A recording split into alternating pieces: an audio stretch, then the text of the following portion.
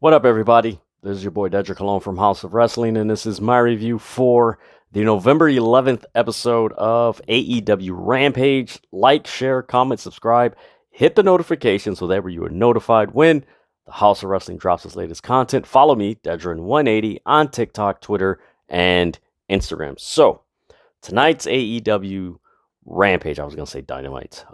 It was taped on Wednesday, so I don't know what they're gonna do. I'm gonna get you guys the results in a little bit, but I don't know what their plan is as far as having more AW Rampages live going forward. I know they've done a few Rampages. The more recent Rampages have been live. But yeah, tonight, man, it's just something about the pre-taped Rampages that you're starting to know the difference and the feel and the vibe is it just doesn't have that it factor when it's pre-taped, or when you guys get what I'm saying. It just doesn't have that it factor. And mind you, tonight's show, I mean, in all honesty, it was a show that you could DVR and watch Saturday, watch Sunday, watch Monday, Tuesday, watch right before Dynamite. And mind you, this isn't a knock at the wrestlers or anything. It wasn't as strong as the Rampages that we've watched the past few weeks. It just really, I don't know, it was just, you had names. You had Orange Cassidy. You had Brian Cage. You had Bandito and Rush, but it just really didn't have that factor to it. So yeah, the match announcements that they announced, like, it's really dope. They did announce that Death Triangle will face AR Fox, Dante Martin, and a returning Darius Martin, which I am so excited to see, and hopefully he stays healthy for the foreseeable future. Like, man, that brother can go, but man, I hope the injury bug has left him and not returning anytime soon, and ever return. But yeah, tonight's AEW Rampage, yeah, very interesting, and I'll get into how it started and what they should do next week, because next week is Full Gear. We're gonna get Moxley versus MJF. Man, I've been waiting for that match. But before I get into this show, I'm going to give you guys the results. So you had Brian Cage defeat Dante Martin to start off the show. You had Bandito defeat Roosh to advance in the World Title Eliminator Tournament, which next week he is going to face Ethan Page on Dynamite. That's going to be a great match. Then you had Nyla Rose defeat Kayla Sparks in a pretty much squash match. Then in the main event, you had Orange Cassidy defeat Lee Johnson, which, looking back on it, so they started with Brian Cage and Dante Martin, which is a great call to do, because the David versus Goliath story never gets old. It's been around for thousands of years, and it's a story that's been told in different variations. So that was a smart move.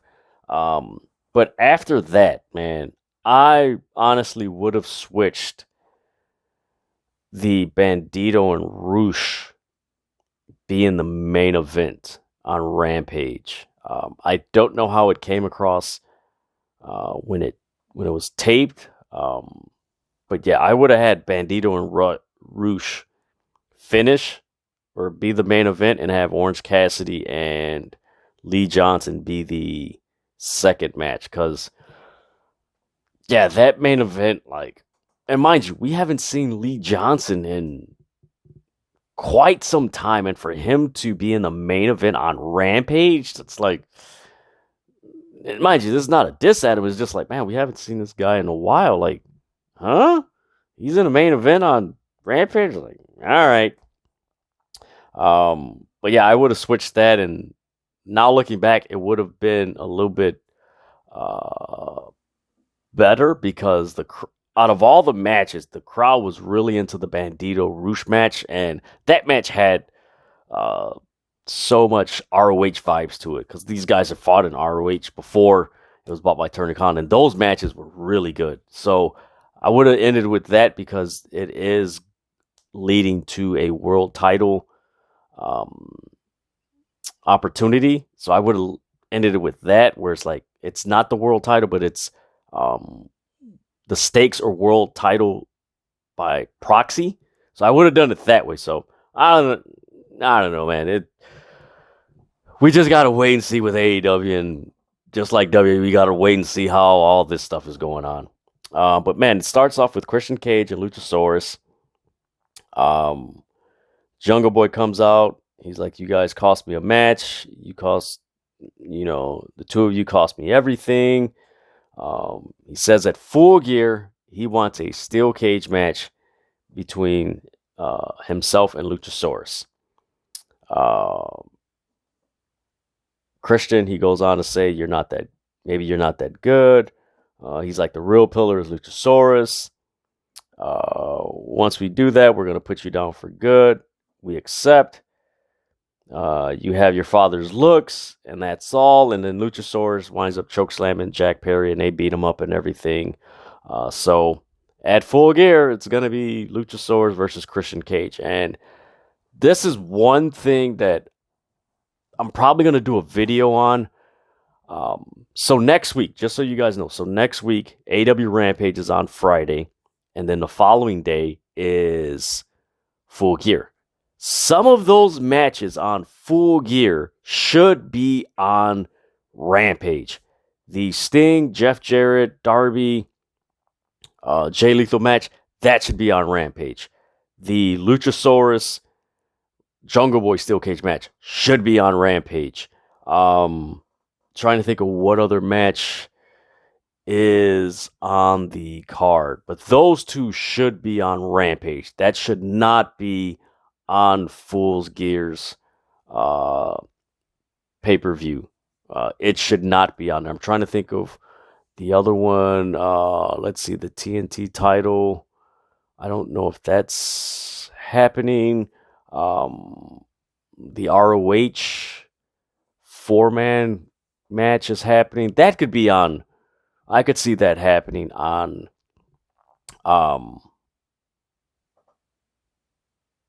Full Gear. But you guys get what I'm saying? Like there's matches that's on the Full Gear pay-per-view that should be on the Rampage the day before. It should not be.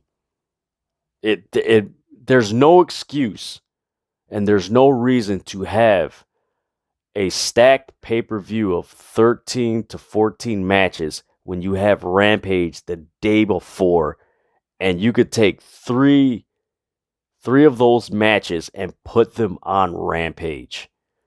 That way you have 10 matches for Full Gear. But we'll see what happens next week. But that's how I feel. It should not be 13 matches solid for Full Gear, and then Rampage is just, a few matches here or there. Like, we'll see what happens. So afterwards, we get Death Triangle, and Pac is basically telling the Lucha Bros, like, take every, be smart, take your opportunities, hold on to these belts by any means necessary. So the big question is, are the Lucha Bros going to turn heel, or is this eventually going to lead to the Death Triangle breaking up?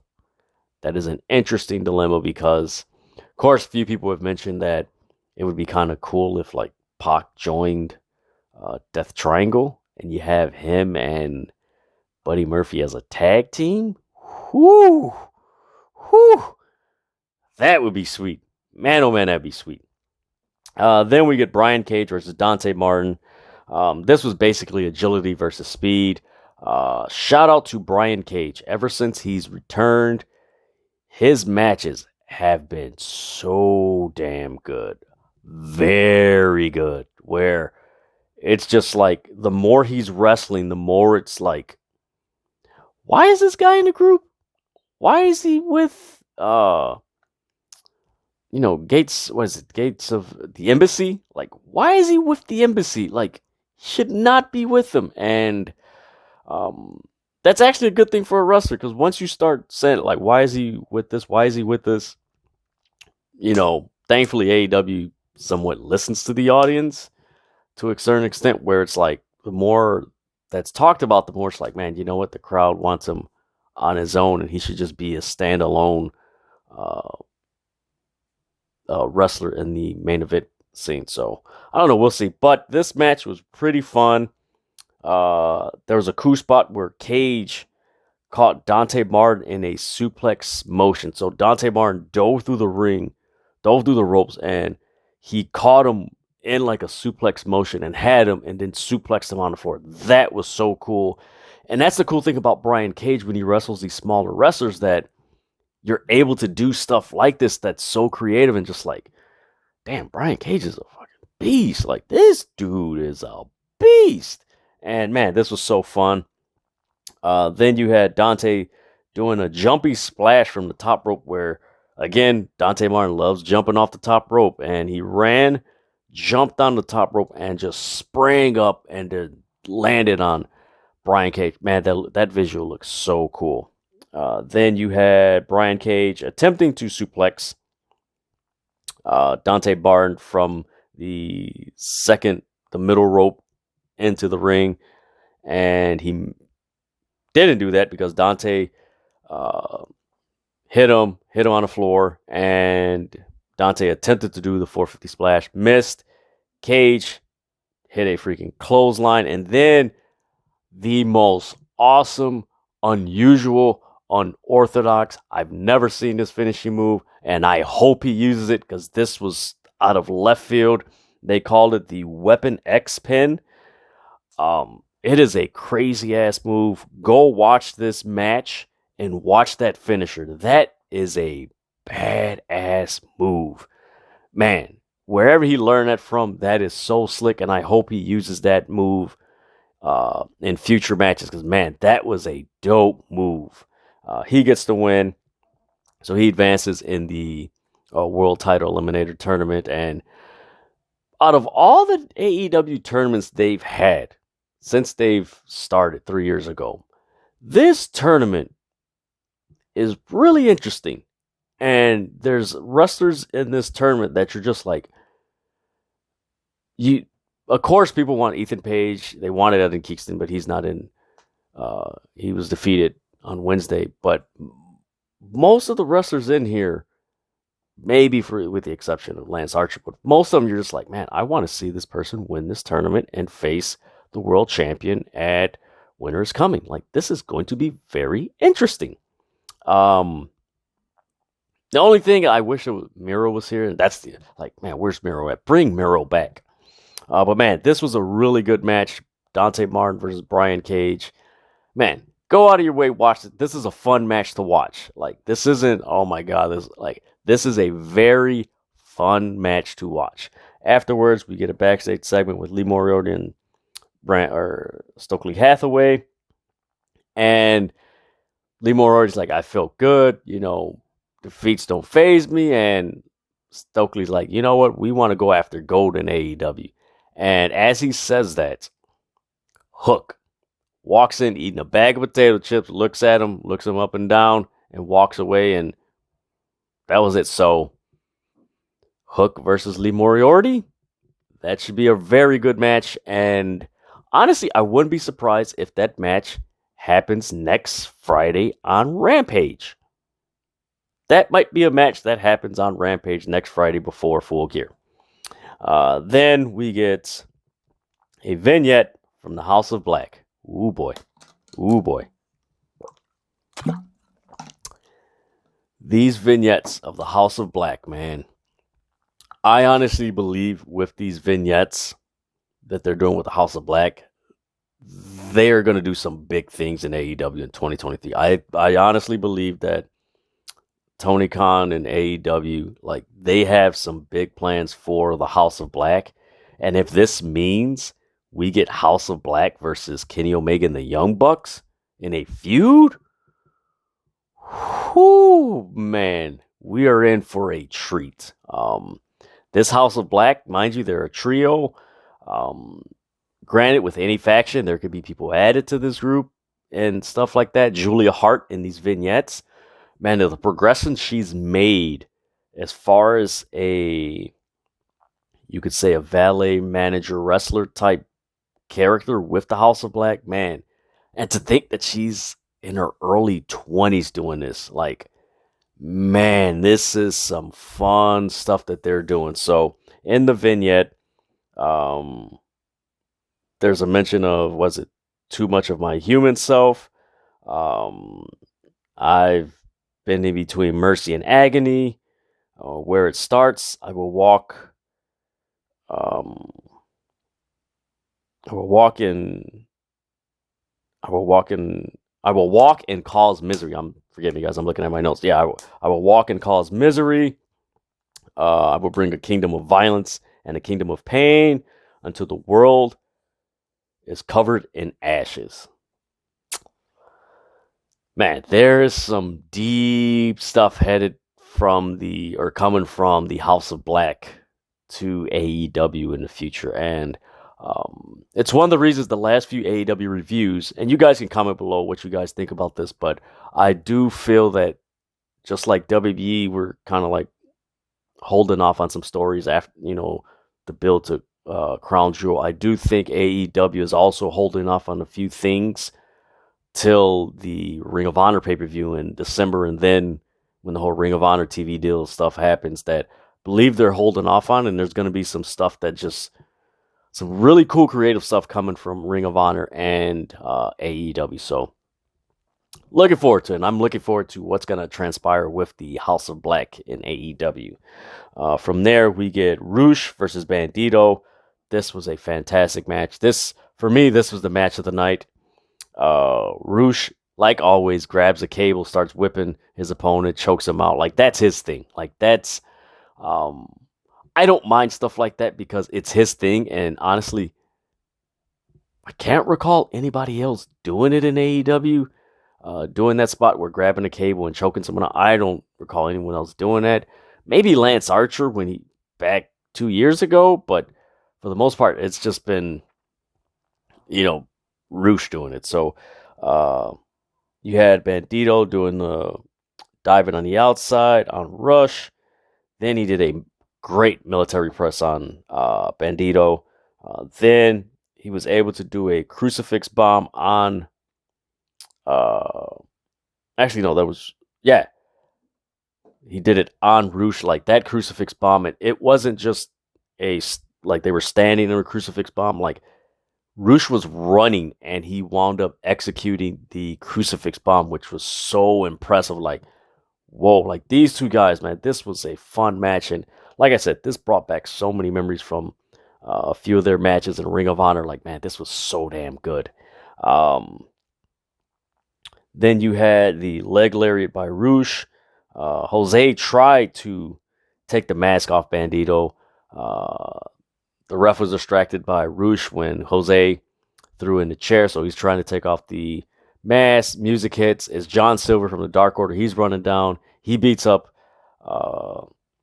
Jose, which Roosh looks at him and he starts getting distracted, and then Bandito rolls him up for a pin. 1, 2, 3. I didn't care too much for the roll up. Like, could have done something creative than just the roll up. Like, we're starting to see roll ups all throughout wrestling, and it's kind of getting like, can you guys be a little bit more creative? Because we're seeing it too frequent in a lot of wrestling matches throughout professional wrestling. It's like, can you mix it up a little bit? But yeah, Bandito moves on in the tournament. Then afterwards, Tony Khan released Bandito is All Elite. So Bandito is All Elite Wrestling, and it should be fun. And he's he's an entertaining wrestler. I look forward to it, man. It's gonna be fun. Then from there, we get a backstage segment with Jake Hager. He interrupts Cesaro with Renee Paquette. He's like, we have history. We go way back. You're best as a sports entertainer. Let me know. He walks away. I mean, they're already teasing that the Blackpool Combat Club is breaking at the seams, and of course, many people suspect that William Regal is going to turn on Jon Moxley at Full Gear, and MJF is going to be aligned with William Regal, which is going to be, if that happens, that's going to be a crazy um, duo. I don't know. We'll see how this thing plays out. Then we get Nyla Rose and Kayla Sparks. Basically, she hit Kayla Sparks. She wound up doing the Jaded, which is Jade's move. Hit it, pinned her, 1, 2, 3. That was it. Then afterwards, you got Jade Cargill and the baddies come. They're the baddies, Layla Gray and Kiera Hogan. They go in the ring first, and Nyla Rose just lays them out. And then Jade Cargill gets her off. Man, she gets her forearms in, and she gets that double pump kick, which is a nasty move. She gets that in, and a decent build to their match heading into Full Gear for the TBS title. I expect we're going to get some more stuff on Dynamite, and then possibly next week on Rampage. That's a match. Leave on the main event card. Like, do not put that on Rampage, because keep that there. For me personally, I keep it there because there's going to be 3 women's matches. There's going to be Paige or Saraya versus Britt Baker. You're going to have Toni Storm versus Jamie Hayter, and then you're going to have Jade versus Nyla Rose. Like, keep those matches on the pay-per-view, because one, you can tell there's a sense of like renewed enthusiasm in the women's division. You just, of course, they're waiting on a few women to get healthy. Layla Hirsch, Chris Statlander, Red Velvet, get them back and just get some momentum going with this. Of course, Ruby Soho is another one. So it's like they're just waiting for a few women to come back, and there's a lot of potential in that women's division. And I don't know. We'll see who else joins the women's division in AEW. You still have Willow Nightingale, who's been phenomenal in AEW. So you just have some stuff. Marina Shafir. Like, there's a roster in AEW's women's division that is there. And just gonna throw it out there. Camille from NWA, whatever happens with that company, and that's a possibility that she wind up in AEW ROH, and don't count out Mickie James, and that stuff can happen. So I don't know, but that was basically like I said, a decent, simple build to their match at Full Gear. Then in the main event, you had Orange Cassidy versus Lee Johnson. Man, Lee Johnson has just grown as a professional wrestler in the last, and you could say, year. Like, he's grown, and he's better as a bad guy right now. Like, he is way better as a bad guy. So before the match started, Orange Cassidy, this is the second time he's interrupted Mark Henry doing it. It's time for the main event. So something to keep in mind.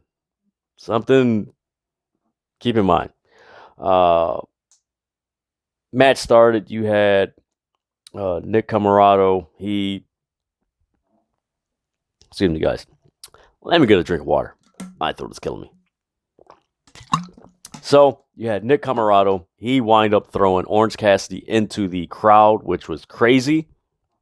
And the camera angle, how it was positioned to catch that was really cool, because it was not too far, but it was a good distance where you just saw Orange Cassidy's body just flip over. It's like, oh damn, he got thrown into the crowd. Really cool. And they went to the picture-in-picture, which they need to improve what they do during the picture-in-picture, because a lot of times there's a lot of cool spots that they missed. Like in this match, you had Danhausen. He cursed. Who was it that he cursed? He cursed Nick Camarado, and then you had QT Marshall hit him, and he pile drived him onto the steel steps. But that was in picture-in-picture, and it's like, man, that would have been dope if it wasn't in picture-in-picture, just to get the crowd reaction. And I think that's something that they do got to improve on. Then from there, you had Orange Cassidy dive onto the factory, which that was pretty cool. Then you had Orange Cassidy later on execute the satellite DDT on Lee Johnson. Wound up hitting the beach break pin. 1, 2, 3. Orange Cassidy wins. After the match, you got Cole Carter trying to do something, and they kicked him out. Actually, they executed a triple power bomb slam. Then you get the shot of the best friends hugs, and what's funny about the best friends hug between Orange Cassidy and the best friends was that usually they keep it long, like when they zoom out, they keep it long.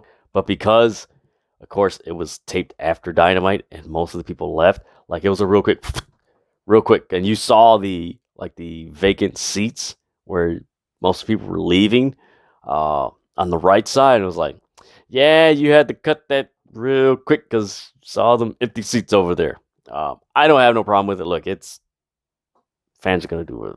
It's not an issue for me. It's not an issue. But yeah, it was funny, real quick. Then Cole Carter gets up, and the best friends and Orange Cassidy, they hug him, and he's like, yeah, woo. And then I believe they Superman punched him and kicked him out, and that was it. So, but yeah, this episode of Rampage, like, this was more of a DVR. It wasn't anything that you could say, oh man, I should have watched it. I should have watched this. I should have watched that. Outside of the Brian Cage, Dante Martin match and the Rush and Bandito match, which again, Rush and Bandito was the match of the night for me, and Brian Cage and Dante Martin, I don't mind it on Rampage, but that's more of a Dark Elevation match. Yeah, it's like I said, man, the Christian Cage Luchasaurus thing. I had no problem with that being on Rampage. That's something you could possibly see. Looking the way this show played out, I would have put Brian Cage and Dante Martin first. Then I would have done the Luchasaurus Christian Cage thing. Then after that, I would have had Orange Cassidy and Bandito switch, where Orange Cassidy and Lee Johnson would have gone on right after the Brian Cage Dante Martin match, and then I would have had Bandito and Rush be the main event on when it aired. So what I think from the spoiler results, so I do think that they shot Cage and Martin first, Orange Cassidy and Lee Johnson second. I don't know. Maybe it's the way it was shown on. Oh shit! The way it was shown on Rampage when it aired. Maybe that's the way they shot it, but I don't know. But yeah, man, I hope they learn going into next year. Like a few of these matches that are gonna be on Full Gear, like the Christian or the Jungle Boy Jack Perry Luchasaurus Steel Cage match. That match should be on Rampage. That should not be on Full Gear. And the other one is Jeff Jarrett, Jay Lethal, Sting, and Darby Allin. That should be on Rampage. That should not be on Full Gear. Full Gear should not have 14 matches when you have Rampage the night before. 3 to 4 of those matches should be on Rampage, so you only have 10 matches for the pay-per-view. But we'll see what happens next week for Rampage and Full Gear. So that is my review for the November 11th episode of AEW Rampage. Like, share, comment, subscribe, hit the notification so that way you are notified when House of Wrestling drops its latest content. Follow me, Dedrian180, on TikTok, Twitter, and Instagram. And with that, man, there's a lot of more wrestling, I believe, tomorrow or something. I know Wild Women Wrestling, so I'm going to check that out and everything. So with that, folks, enjoy pro wrestling. We're going into 2023. There's going to be some crazy stuff in pro wrestling potentially happening, and let's just enjoy it, man. It's going to be fun. All right, with that,